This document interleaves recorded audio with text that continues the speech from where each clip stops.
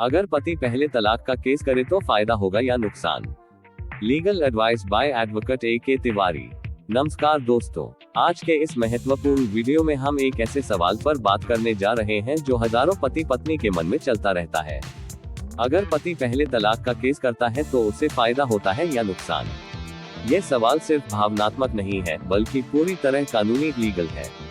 गलत समय पर गलत कदम उठाने से व्यक्ति को सालों तक कोर्ट के चक्कर लगाने पड़ सकते हैं।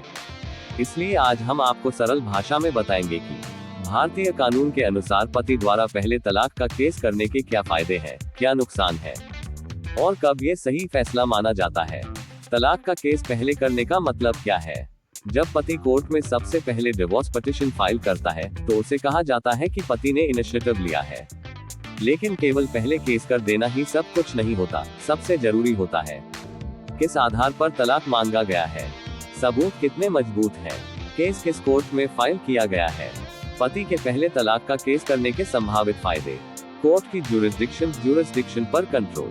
अगर पति पहले केस करता है तो वह अपने अनुसार सही कोर्ट चुन सकता है, जैसे जहां शादी हुई, जहां आखिरी बार साथ रहे, जहां पत्नी वर्तमान में रह रही हो। कुछ मामलों में सही कोर्ट चुनना केस की दिशा तय करता है।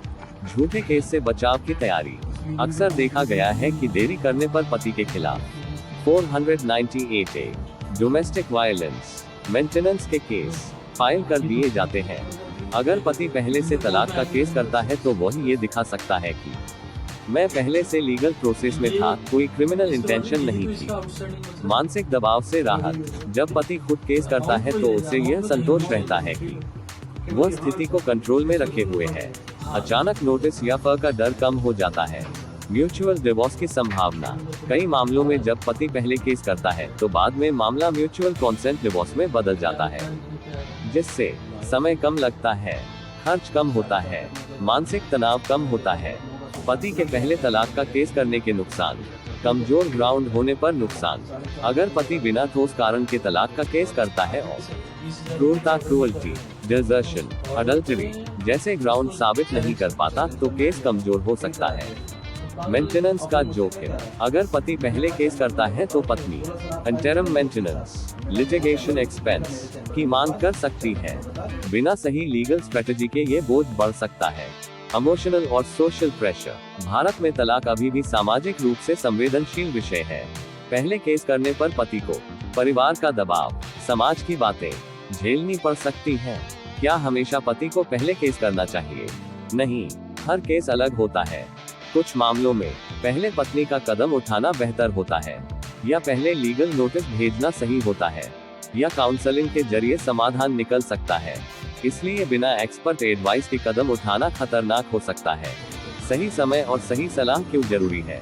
एक गलत कदम से सालों तक केस चल सकता है, आर्थिक नुकसान हो सकता है, मानसिक तनाव बढ़ सकता है।